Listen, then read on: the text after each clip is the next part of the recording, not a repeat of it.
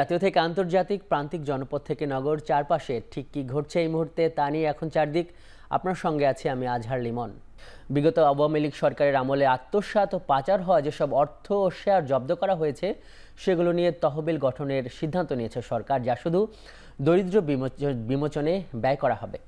সোমবার উপদেষ্টা পরিষদের সঙ্গে বৈঠক শেষে সংবাদ সম্মেলনে একথা জানান গভর্নর জানান, যেসব অর্থ ব্যাংক থেকে আত্মসাৎ করা হয়েছে সেগুলো সংশ্লিষ্ট প্রতিষ্ঠানকে ফেরত দেওয়া হবে, আর বাকি অর্থ দরিদ্র মানুষের কল্যাণে ব্যবহার করা হবে।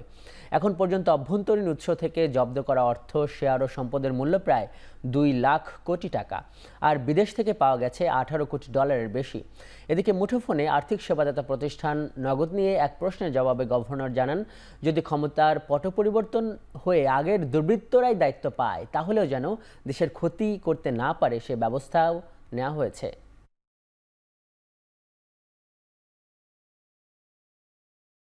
যাদের নামে বিভিন্ন রকমের অর্থ আত্মসাৎ এবং পাচারের মামলা আছে, তাদের ডিপোজিট করা অর্থ সেগুলোকে আমরা জব্দ করা আছে, সেগুলোর ব্যবহার কিভাবে হবে সেটা নিয়ে আলোচনা হয়েছে।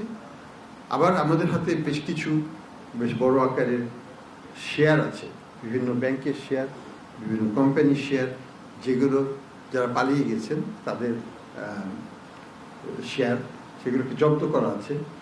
এগুলোকে কিভাবে আমরা জনহিতকর কার্যে ডিপোজিটরদেরকে আবার ব্যাংকগুলোকে ক্ষতিপূরণ দিয়ে ডিপোজিটরের স্বার্থ রক্ষা করা যায়।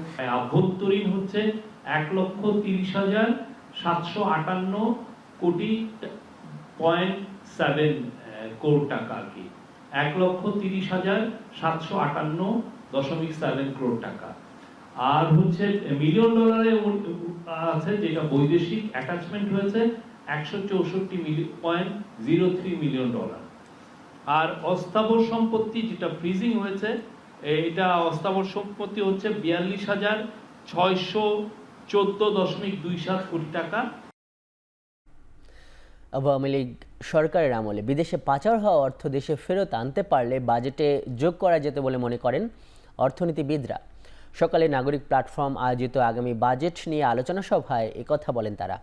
এ সময় পাচার করা অর্থ ফেরত আনার উপর জোর দেন অর্থনীতিবিদরা। একই সঙ্গে কালো টাকা সাদা করার সুযোগ বাতিল করার তাগিদ তাদের।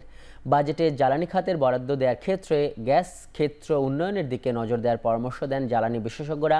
এদিকে আগের সরকারের দুর্নীতিগ্রস্ত আমলারা বহাল তবিয়তে আছেন বলে মন্তব্য করেছেন অর্থনীতিবিদ দেবপ্রিয় ভট্টাচার্য। এনবিআর 2 ভাগ করারও সমালোচনা করেন তিনি। আলোচনায় উঠে আসে রাজনৈতিক দলগুলোর বাজেট ভাবনা। এ সময় নির্বাচিত সরকারের মাধ্যমে বিনিয়োগ বাড়াতে সরকারের প্রতি আহ্বান জানান বিএনপির নেতা আমির খসরু মাহমুদ চৌধুরী। তিন শক্তি একত্রিত হয়েছিল বাংলাদেশে, এই ক্লেপ্টোক্রেসি বা যেটাকে চোরতন্ত্র বলে বা লুটপাটতন্ত্র বলেন কেউ কেউ। তো এইটার ভিতরে ছিলেন আমাদের আমলারা, এইটার ভিতরে ছিলেন আমাদের ব্যবসায়ীরা, নির্দিষ্ট ব্যবসায়ী গোষ্ঠী যাদের আমরা অলিগার্ক বলি, এবং এটার সাথে আমাদের ছিলেন কিছু আপনার রাজনীতিবিদ। তাও আপনারা জানেন কোন ধরনের রাজনীতিবিদ। এখন যদি আপনি লক্ষ্য করে দেখেন তাহলে রাজনীতিবিদরা পালিয়ে গেছে, ব্যবসায়ী গোষ্ঠীরা ম্রিয়মাণ হয়ে আছেন, আর আমলারা আবার পুনরুজ্জীবিত হয়েছেন। যে সুবিধাগুলি এখনো বিরাজমান আছে কালো টাকা সাদা করা, সেটাকে কিভাবে অ্যাড্রেস করা হবে সেটা আমরা এখন দেখব। তুমি কি চাও? আমি চাই যে এগুলো বাতিল করা হোক। বলেছি যে এটা নৈতিকভাবে অগ্রহণযোগ্য, এটা অর্থনৈতিকভাবেও এটার কোনো সুফল আমরা পাইনি, যৌক্তিকতা পাইনি, এবং রাজনৈতিকভাবেও এটা একটা মরণঘাতী ব্যাধি, ক্যান্সার।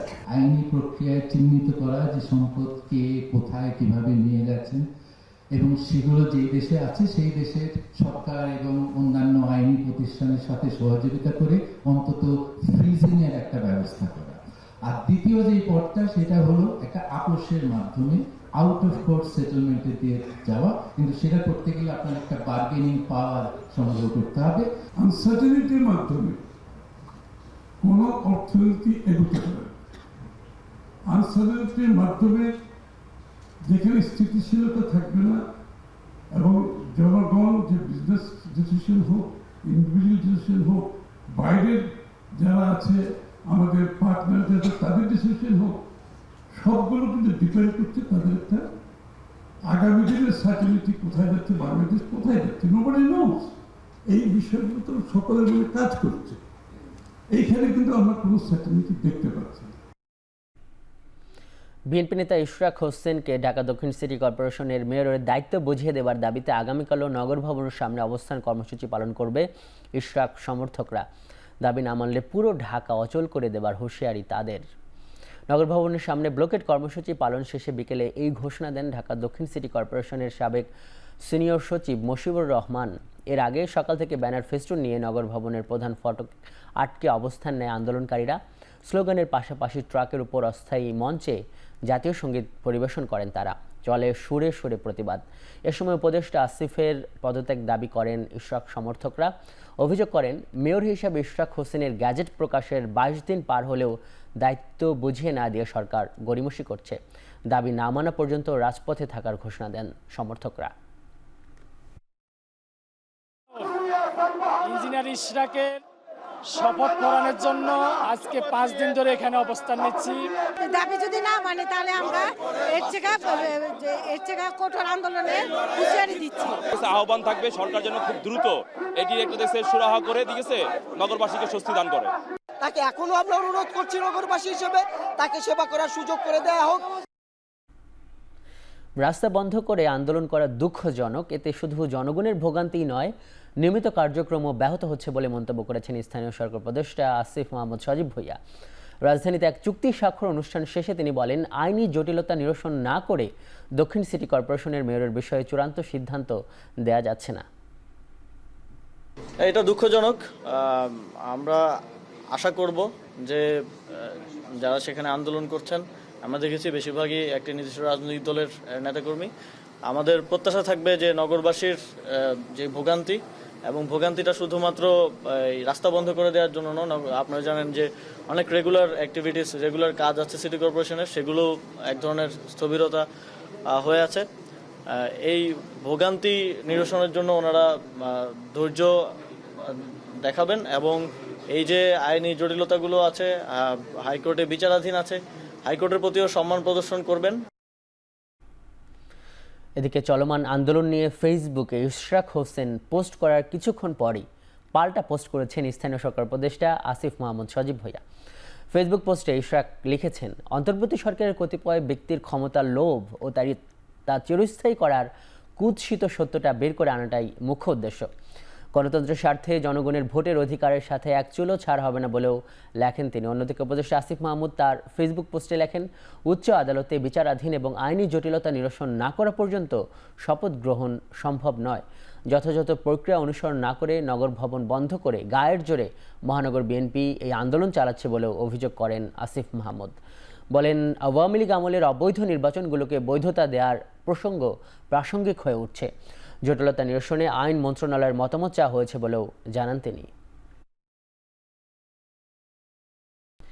কোনো শক্তি তারেক রহমানের দেশে আসা ঠেকাতে পারবে না। দেশে নিয়ে আসার পরিস্থিতি তৈরিতে কাজ করছে তার দল, জানান বিএনপির স্থায়ী কমিটির সদস্য নজরুল ইসলাম খান। সকালে জাতীয় প্রেস ক্লাবে তারেক রহমানকে দেশে ফিরিয়ে আনার দাবিতে আয়োজিত সমাবেশে এই কথা জানান তিনি। আওয়ামী লীগ প্রসঙ্গে তিনি বলেন, শুধু বিএনপি নয়, অন্য কেউই আওয়ামী লীগকে পুনর্বাসন করতে চাইলে তাদের প্রতিহত করা হবে। গণতন্ত্র পুনঃপ্রতিষ্ঠার মাধ্যমেই শহীদদের আকাঙ্ক্ষা বাস্তবায়ন হবে বলে উল্লেখ করেন। বলেন, যারা বলে বিএনপি সংস্কার চায় না, তারা মিথ্যে প্রচারণা চালাচ্ছে।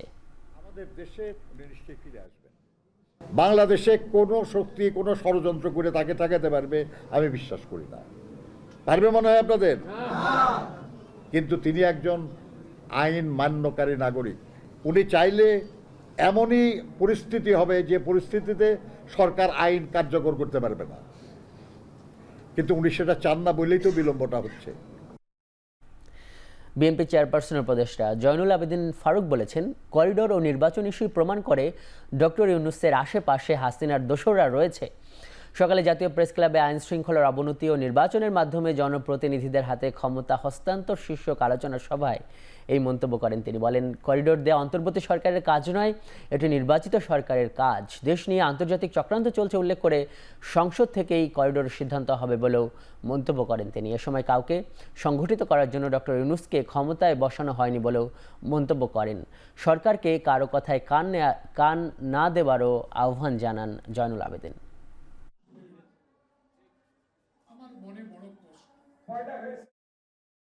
করিডোরের বিষয় চট্টগ্রামকে বিদেশির হাতে তুলে দেবেন। আপনি এত গুণীজন, আপনার সাথে এত গুণী ব্যক্তি, আপনি যখন গুণীজন হতে পারলেন, বাংলাদেশের এই পোর্ট চালাবার জন্য গুণীজন তো আপনিই তৈরি করতে পারেন, অন্যের হাতে কেন তুলবেন? গুণীজন তো আমাদের মাঝে আছে। আপনি যেরকম আছেন এরকম বহু গুণীজন ব্যক্তি, বহু দক্ষ লোক, পোর্ট চালাবার মতো লোক আছে, বিদেশের হাতে তুলে দেওয়ার কোনো দরকার। এটা একটা আন্তর্জাতিক চক্রান্ত চলছে প্রিয় ভাইয়েরা। রাজনৈতিক মতভেদ ভুলে আইনের শাসন প্রতিষ্ঠায় সবাইকে ঐক্যবদ্ধ হয়ে কাজ করার আহ্বান জানিয়েছেন বিএনপির ভারপ্রাপ্ত চেয়ারম্যান তারেক রহমান। যুক্তরাজ্যের লন্ডনে আরাফাত রহমান কোকো মেমোরিয়াল ট্রাস্টের এক পুরস্কার বিতরণী অনুষ্ঠানে একথা বলেন তিনি। এ সময় তারেক রহমান আরও বলেন, বাংলাদেশের বহু মানুষ তাদের জীবন বিলিয়ে দিয়েছেন শুধু তাদের অধিকার প্রতিষ্ঠায়। এখন দেশ গড়ার সময়। ঢাকা শহরে ওয়ার্ড ভিত্তিক খেলার মাঠ তৈরির পরিকল্পনার পাশাপাশি খেলাধুলার ওপর গুরুত্ব দেওয়ার আহ্বান জানান তিনি।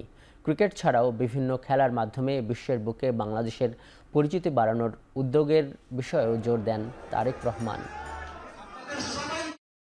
আমাদের মধ্যে বিভিন্ন বিষয়ে মত পার্থক্য থাকতেই পারে, থাকাটাই স্বাভাবিক, গণতন্ত্রে সেটাই স্বাভাবিক। কিন্তু দেশের ক্রীড়াঙ্গনকে আন্তর্জাতিক স্থানে নিয়ে যাওয়া, দেশের মানুষকে নিরাপত্তা দেওয়া, দেশের বেকারদের কর্মসংস্থান করা, দেশে আইনের শাসন প্রতিষ্ঠা করা, এরকম যে বিষয়গুলো, এটাতে নিশ্চয়ই কারো দ্বিমত থাকবে না। কাজে আসুন এইগুলো যাতে আমরা সকলে মিলে, সকল রাজনৈতিক দল একসাথে মিলে আমরা কাঁধে কাঁধ মিলিয়ে কাজ করতে পারি। রাজধানীর ভাটারা থানার শিক্ষার্থী ইনামুল হক হত্যা চেষ্টা মামলায় চিত্রনায়িকা নুসরাত ফারিয়াকে কারাগারে পাঠিয়েছেন আদালত। সকালে সিএমএম আদালতে তোলার পর পুলিশ কোনো রিমান্ড চায়নি। শুনানিতে রাষ্ট্রপক্ষের আইনজীবীরা বলেন, আন্দোলন দমনে আওয়ামী লীগকে অর্থের যোগানদাতা হিসাবে ভূমিকা রাখেন নুসরাত ফারিয়া। আওয়ামী লীগ ও শেখ হাসিনার আস্থাভাজন হতে শেখ মুজিবুর রহমানের বায়োপিকে শেখ হাসিনার চরিত্রে অভিনয় করেন তিনি। অনলাইন জোয়ার সাথে তার সম্পৃক্ততা রয়েছে বলেও জানান রাষ্ট্রপক্ষের আইনজীবী। জুলাই আন্দোলনের সময় তিনি বিদেশে থাকায় কিভাবে সে ছাত্র জনতার বিপক্ষে অবস্থান নিয়েছেন প্রশ্ন রাখেন আসামি পক্ষের আইনজীবী। জবাবে রাষ্ট্রপক্ষের আইনজীবী বলেন, বিদেশে অবস্থান করেও তথ্য প্রযুক্তির মাধ্যমে আন্দোলন দমনে ভূমিকা রাখা যায়, যা তদন্তে সঠিক তথ্য বেরিয়ে আসবে। এদিকে পুলিশ প্রতিবেদন দেওয়া সাপেক্ষে 22 মে জামিন শুনানির দিন ঠিক করেন বিচারক।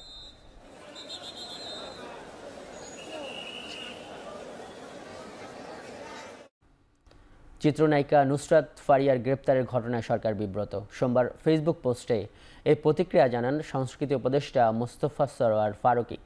পোস্টে তিনি আরও বলেন, ঢালাও মামলার ক্ষেত্রে তদন্ত শেষ করার আগে কাউকে গ্রেপ্তার না করার ব্যাপারে সরকারের অবস্থান পরিষ্কার, তাই এ ধরনের গ্রেপ্তারের ঘটনা সমর্থনযোগ্য নয়।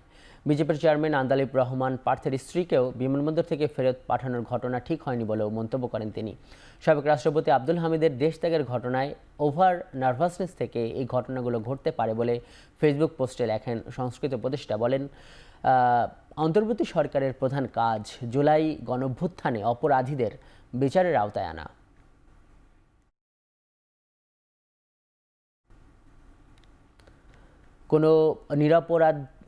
কোনো নিরপরাধী ব্যক্তিকে হয়রানি করা হচ্ছে না জানিয়ে স্বরাষ্ট্র উপদেষ্টা বলেছেন, নুসরাত ফারিয়ার বিরুদ্ধে মামলা থাকায় তাকে গ্রেপ্তার করা হয়েছে। সচিবালয়ে সাংবাদিকদের আরও বলেন, জুনের 3 তারিখের মধ্যেই পোশাক শ্রমিকদের বেতন বোনাস দিতে হবে।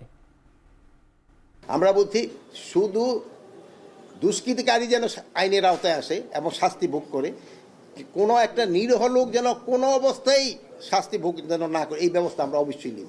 এখন তার নামে যদি কেস থাকে আপনি কি করবেন? আপনি তো আবার যদি ছেড়ে দিলে আবার আপনি কিন্তু বোন বলবেন স্যার আপনি ছেড়ে দিচ্ছেন। আমি তো উনি যে কি করছে এটা আমি জানি না, ওইটা যার যার ব্যক্তিগত মত প্রকাশের স্বাধীনতা তো সবাই আছে। গার্মেন্টস শ্রমিকদের যৌক্তিক যে দাবিগুলি আছে এইটা মালিকেরা অবশ্যই তাদের পূরণ করতে হবে, যৌক্তিক দাবি। বাট কোনো অযৌক্তিক দাবি নিয়ে যদি শ্রমিকরা রাস্তা বা কোথাও ঘেরাও করতে, ওই ক্ষেত্রে কিন্তু আইন শৃঙ্খলা বাহিনী তাদের নিয়ম মাফিক ব্যবস্থা নেবে। জাতীয় ঐকমত্য তৈরিতে বড় রাজনৈতিক দলগুলোর মধ্যে খুব বেশি মতবিরোধ নেই বলে জানিয়েছেন কমিশনের সহসভাপতি অধ্যাপক ডক্টর আলী রিয়াজ। সোমবার জাতীয় সংসদ ভবনের এলডি হলে সিপিবির সঙ্গে বৈঠকের শুরুতে এই কথা বলেন তিনি। এ সময় আলী রিয়াজ বলেন, খুব শিগগিরই দ্বিতীয় পর্যায়ের আলোচনা শুরু হবে। এদিকে নির্বাচন ব্যবস্থা সংস্কার কমিশনের পূর্ণাঙ্গ প্রতিবেদন প্রকাশে আলোচনার দাবি জানিয়েছেন সিপিবির সাধারণ সম্পাদক রহিন হোসেন প্রিন্স। তিনি বলেন, এতে করে নির্বাচন নিয়ে মানুষের মধ্যে যে সংশয় রয়েছে তা দূর হবে।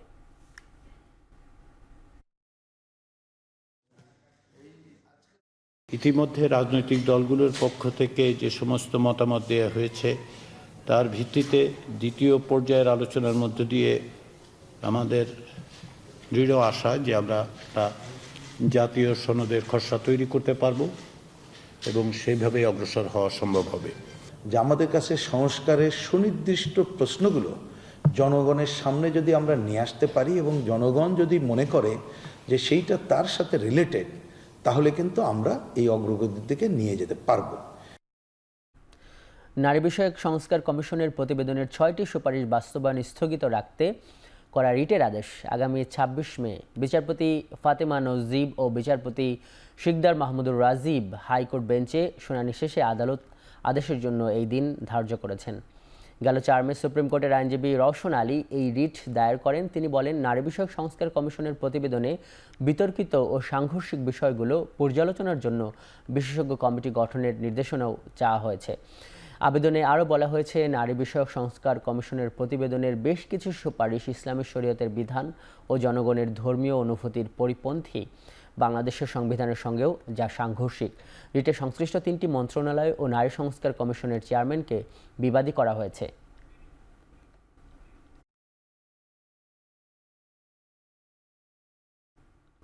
এই মুহূর্তে দেশে দ্বৈত এনআইডিধারী কেউ নেই। একই সঙ্গে ডাটা সেন্টারের নিরাপত্তায় টেকনিক্যাল কাজগুলো চলমান রয়েছে বলে নিশ্চিত করেছেন জাতীয় পরিচয় নিবন্ধন অনুবিভাগ এর মহাপরিচালক এস.এম. হুমায়ুন কবির। দুপুরে নির্বাচন কমিশন ভবনে ব্রিফিংয়ে এই তথ্য জানান তিনি জানান, দেশে 586 জন দ্বৈত এনআইডিধারীদের প্রথমটি রেখে দ্বিতীয়টি বাদ দিয়েছেন অনুবিভাগ। বর্তমানে তথ্য ফাঁস ঠেকাতে বুয়েটের টেকনিক্যাল টিম কাজ করছে। ভবিষ্যতে কোনো ধরনের ডাটা যেন ফাঁস না হয় সে বিষয়ে সচেতন রয়েছে জাতীয় পরিচয় নিবন্ধন অনুবিভাগ। সম্প্রতি নাগরিকের তথ্য ফাঁস হলে ব্র্যাক ব্যাংক ও আনসার ভিডিপির এনআইডি যাচাই সেবা স্থগিত করে ইসি। কমিশনের সিদ্ধান্ত ক্রমে, সচিবালয়ের নির্দেশনা ক্রমে এই প্রথমটি রেখে আমরা দ্বিতীয়টি বাতিল করে দিয়েছি। এখন এই মুহূর্তে আমাদের জানা মতে 2টি এনআইডি আর কারো নেই। যদি এইটা আইডেন্টিফাই হয় কারোর ব্যাপারে, তাহলে আমরা ঠিক একই নিয়মে একই ব্যবস্থা গ্রহণ করব। এই ডেটা সেন্টার নিয়ে আমরা এই মুহূর্তে কোনো রকম চ্যালেঞ্জ মোকাবেলা করছি না। এখান থেকে কোনো ডেটা লিক না হয় অথবা অন্য কোনো কারণে ক্ষতিগ্রস্ত না হয়, সেই জন্য আমাদের দৈনন্দিন যে কার্যক্রম এটা চলমান রয়েছে এবং থাকবে। সরকার আওয়ামী লীগের কার্যক্রম নিষিদ্ধ করেছে আর নির্বাচন কমিশন দলটির নিবন্ধন স্থগিত করেছে বলে মন্তব্য করেছেন নির্বাচন কমিশনার আব্দুর রহমান। বেলা 11টায় রাজশাহী আঞ্চলিক লোক প্রশাসন কেন্দ্রে এক কর্মশালায় এসব কথা বলেন তিনি।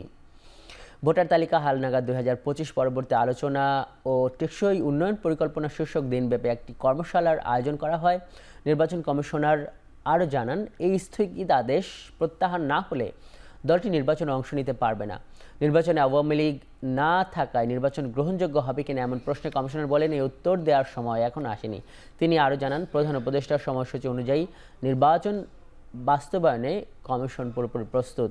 কর্মশালায় অংশ নেন রাজশাহী বিভাগের বিভিন্ন জেলার 70 জন নির্বাচন কর্মকর্তা ও প্রশাসনের ঊর্ধ্বতন কর্মকর্তারা।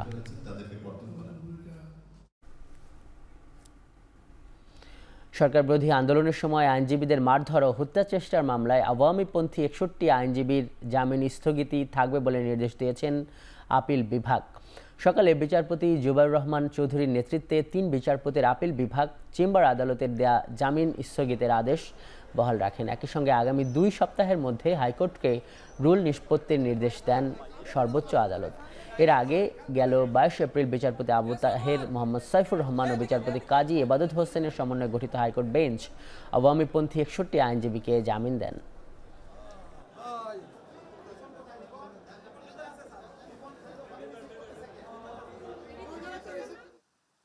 খুলনা প্রকৌশল ও প্রযুক্তি বিশ্ববিদ্যালয়ে 3 মাস আগের সংঘর্ষ শিক্ষক লাঞ্ছিতের ঘটনায় বিচার প্রক্রিয়া শুরু না হওয়ায় একাডেমিক কার্যক্রম বন্ধ করে অবস্থান কর্মসূচি পালন করেছে শিক্ষক সমিতির সদস্যরা। দুপুর 12টা থেকে ঘণ্টাব্যাপী চলে এই কর্মসূচি। এ সময় প্রথমে প্রশাসনিক ভবনের সামনে আর পরে উপাচার্যের কার্যালয়ে অবস্থান কর্মসূচি শুরু করেন শিক্ষকরা। তারা অভিযোগ করেন, শিক্ষক লাঞ্ছিতের ঘটনায় অভিযুক্ত ব্যক্তিদের বিরুদ্ধে যথোপযুক্ত ব্যবস্থা গ্রহণে প্রশাসনের উদাসীনতার কারণে ক্যাম্পাসে সুষ্ঠু পরিবেশ ফিরিয়ে আনা সম্ভব হচ্ছে না। অবস্থায় দাবি মানা না হলে কর্মসূচি অব্যাহত থাকবে বলেও জানান তারা। এদিকে শিক্ষকদের দাবির সঙ্গে একাত্মতা প্রকাশ করে জড়িতদের বিচারের আওতায় আনার দাবি জানিয়েছেন শিক্ষার্থীদের একাংশ। তবে এ সময় উপাচার্য তার কার্যালয়ে ছিলেন না। তিনি বর্তমানে ঢাকায় অবস্থান করছেন। এর আগে রোববার শিক্ষক সমিতি সব ধরনের প্রশাসনিক কার্যক্রম থেকে বিরত থাকার ঘোষণা দেন। আর 4 মে থেকে শিক্ষকরা একাডেমিক কার্যক্রমে অংশগ্রহণ করা থেকে বিরত রয়েছেন। স্বাভাবিক পরিবেশে ক্লাসে ফেরার জন্য শিক্ষকরা সবাই উদ্গ্রীব এবং ছাত্ররাও এই বিষয়ে আমাদেরকে আশ্বাস দিয়েছে, সহযোগিতা করছে যে তারা বিশ্ববিদ্যালয়ের প্রশাসনের প্রতি, শিক্ষকদের প্রতি সম্পূর্ণ শ্রদ্ধাশীল। অথচ আমরা দেখতে পাচ্ছি যে আমাদের এরকম কর্মসূচি দেওয়ার পরেও 7 কর্মদিবস আমাদের সময় বেঁধে দেওয়া ছিল, তারপরে 8ম কর্মদিবসে এসে আজকে 12টা পর্যন্ত আবার সময় দেওয়া। অদ্যবধি আমরা কোনো ব্যবস্থা নেওয়ার দেখিনি। প্রশাসনকে এখানে আমরা নিশ্চুপ থাকতেই দেখছি এবং যে কারণে আজকের এই সংকটময় অবস্থা। নতুন হল নির্মাণ, পুরাতন হল সংস্কার, পরিবহন সংকট সমাধান সহ 7 দফা দাবি নিয়ে ঢাকা জেলা প্রশাসকের কার্যালয়ের সামনে বিক্ষোভ করেছে রাজধানীর কবি নজরুল কলেজের শিক্ষার্থীরা। বিক্ষোভ থেকে কবি নজরুল কলেজের শিক্ষার্থীরা জানান, দীর্ঘদিন ধরেই তারা আবাসন ও পরিবহন সংকটে ভুগছেন। ঝুঁকিপূর্ণ ভবনেই বছরের পর বছর ধরে চলছে ক্লাস পরীক্ষা। ঢাকা জেলা প্রশাসন সমস্যা সমাধানে একাধিকবার আশ্বাস দিলেও তা পূরণ হয়নি। এ সময় শিক্ষার্থীদের একটি প্রতিনিধি দল তাদের 7 দফা দাবির বিষয়ে ঢাকা জেলা প্রশাসকের সঙ্গে আলোচনায় বসবেন বলে জানানো হয়। আমাদের ক্লাসরুম সংকট, আমাদের ভবন সংকট, মানে আমাদের নাই বলতে কিছুই নাই। টিউশনি করে পড়াশোনা করি ঢাকা শহরে, মানে আমাদের মতো স্টুডেন্টদের 4000-5000 টাকা ভাড়া দিয়ে থাকার মতো সামর্থ্য নাই। মূল দাবি সেটা হচ্ছে আমাদের যানবাহন ব্যবস্থা। আমাদের শিক্ষার্থীরা চলাফেরা করতে পারতেছে না, যে 2টা যানবাহন আছে তাও সেটা ভাড়ায় চালিত, মাঝে মাঝে এটা উদা হয়ে যায়। যদি এই দাবি ওনারা না মানে আমরা পুরান ঢাকা অচল করে দেবে কবি নজরুল কলেজ শিক্ষার্থী, এবং আন্দোলন দাবি আদায়ের জন্য যা যা করা লাগে কবি নজরুলের শিক্ষার্থী তা করার জন্য প্রস্তুত। চট্টগ্রামের জিয়া জাদুঘরকে একটি পূর্ণাঙ্গ জাদুঘরে রূপান্তর করতে দ্রুতই নির্মাণ কাজ শুরু হবে বলে জানিয়েছেন সংস্কৃতি উপদেষ্টা মোস্তফা সরোয়ার ফারুকী। দুপুরে চট্টগ্রামের সার্কিট হাউসে ব্রিফিংয়ে একথা বলেন তিনি। এ সময় তিনি বলেন, জিয়া জাদুঘরকে পূর্ণাঙ্গ জাদুঘরে রূপ দিতে নিয়োগ দেওয়া হয়েছে একদল গবেষককে। তাদের পরামর্শের ভিত্তিতেই মাসখানেকের মধ্যে শুরু হবে কাজ। এ সময় তিনি ঘোষণা দেন, আগামী বছর থেকে চট্টগ্রামের ঐতিহাসিক জব্বারের বলিখেলা ও কর্ণফুলীতে সাম্পান বাইচ প্রতিযোগিতায় সহযোগী হিসেবে যুক্ত হবে সংস্কৃতি মন্ত্রণালয়। এই 2 উৎসব আয়োজনকে জাতীয় পর্যায়ে স্বীকৃতি দিতে আয়োজকদের সঙ্গে নিয়ে কাজ করার আশা প্রকাশ করেন তিনি। দায়িত্ব নেবার পর প্রথমবারের মতো চট্টগ্রাম সফরে যান সংস্কৃতি উপদেষ্টা। ঘুরে দেখেন নগরীর জিয়া জাদুঘর, মুসলিম হল সহ বিভিন্ন সাংস্কৃতিক কেন্দ্র।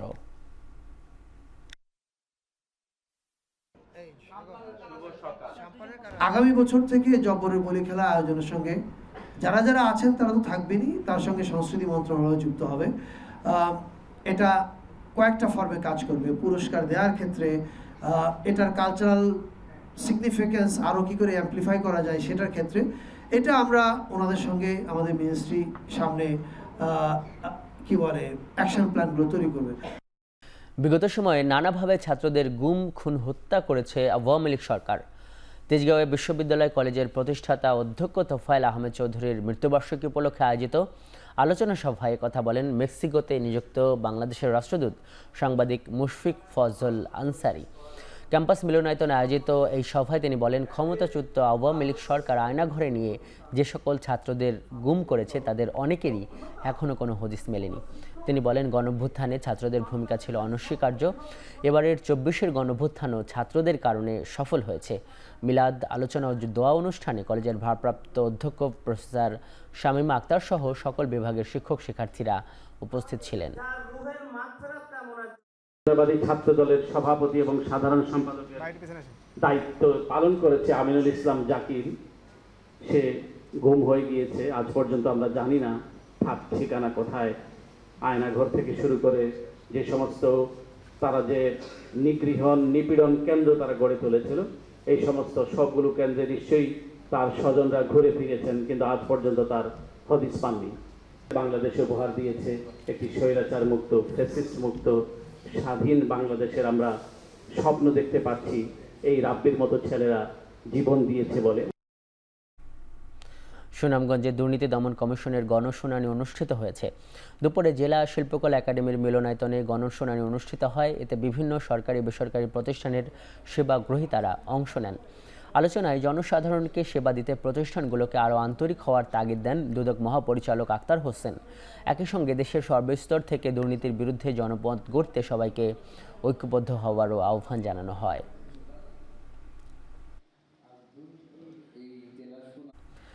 সাভারে দুর্নীতি বিরোধী বিতর্ক প্রতিযোগিতার পুরস্কার বিতরণী অনুষ্ঠিত হয়েছে। সকালে উপজেলা মিলনায়তনে জেলা দুর্নীতি দমন কমিশন ও উপজেলা দুর্নীতি প্রতিরোধ কমিটির যৌথ উদ্যোগে এই অনুষ্ঠানের আয়োজন করা হয়। অনুষ্ঠানে বিতর্ক প্রতিযোগিতায় অংশ নেয়া বিজয়ীদের হাতে পুরস্কার তুলে দেন অতিথিরা। ফাইনাল পর্বের বিতর্কে চ্যাম্পিয়ন হয় সাভার ক্যান্টনমেন্ট বোর্ড বালক উচ্চ বিদ্যালয় ও রানার্স আপ হয় সাভার ক্যান্টনমেন্ট বোর্ড বালিকা উচ্চ বিদ্যালয়। চূড়ান্ত পর্বের প্রতিযোগিতায় বিচারকের দায়িত্ব পালন করেন সাংবাদিক ও বিতার্কিক জাফর ইকবাল, ফাহিম শাকিল ও সাদাত ইবনে ইসলাম।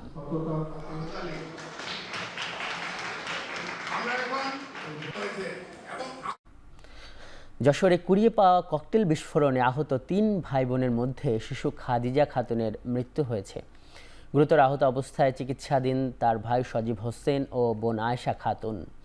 সকাল 8টার দিকে শহরের শঙ্করপুর এলাকায় এই ঘটনা ঘটে। হতাহতরা স্থানীয় গোলপাতা মসজিদ এলাকায় শাহাদাত হোসেনের সন্তান। স্থানীয়রা জানান, সকালে শিশুরা পাশে একটি মাঠে খেলছিল। এই সময় খাদিজা খাতুন বলের মতো একটি বস্তু কুড়িয়ে পায়। বাসায় নিয়ে এসে অন্য 2 ভাই বোনের সঙ্গে খেলার সময় সেটি বিস্ফোরিত হয়। বিস্ফোরণে খাদিজা ও সজীব গুরুতর আহত হয়। আঘাত পায় আয়েশাও। পরে হতাহতদের উদ্ধার করে স্থানীয় হাসপাতালে নিলে চিকিৎসকরা খাদিজাকে ঢাকায় পাঠালে পথেই তার মৃত্যু হয়।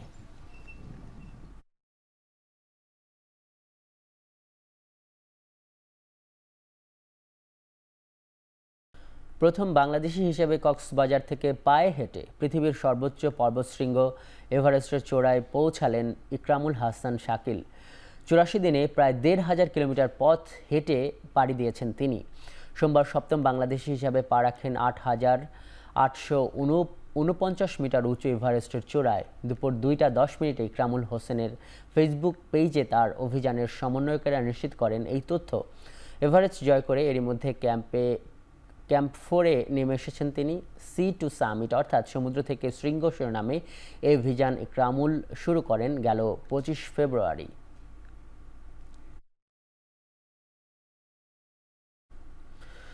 প্রোস্টেট ক্যান্সার আক্রান্ত হয়েছেন যুক্তরাষ্ট্রের সাবেক প্রেসিডেন্ট জো বাইডেন। বর্তমানে এটি প্রোস্টেট থেকে হাড়ে ছড়িয়ে পড়েছে, যা ক্যান্সারের 4র্থ ধাপ বলে জানিয়েছেন চিকিৎসকেরা। এটি পুরোপুরি নিরাময়যোগ্য না হলেও সর্বোচ্চ আধুনিক চিকিৎসার মাধ্যমে এখনও আশার আলো দেখছেন তারা। রোববার 82 বছর বয়সী বাইডেনের ব্যক্তিগত কার্যালয় থেকে এক বিবৃতিতে এই তথ্য জানানো হয়। বিবৃতিতে বলা হয়, শুক্রবার ক্রমাগত প্রস্রাবের লক্ষণ দেখা দেওয়ার পর পরীক্ষা নিরীক্ষা শেষে রোগ নির্ণয় করা হয়। বর্তমানে তিনি এবং তার পরিবার চিকিৎসকদের সঙ্গে চিকিৎসার পরবর্তী ধাপগুলো নিয়ে পর্যালোচনা করছেন। বাইডেনের অসুস্থতার খবরে দুঃখ প্রকাশ করে সুস্থতা কামনা করেছেন বর্তমান মার্কিন প্রেসিডেন্ট ডোনাল্ড ট্রাম্প, সাবেক ভাইস প্রেসিডেন্ট কামালা হ্যারিস এবং অন্যান্য রাজনৈতিক ব্যক্তিবর্গ।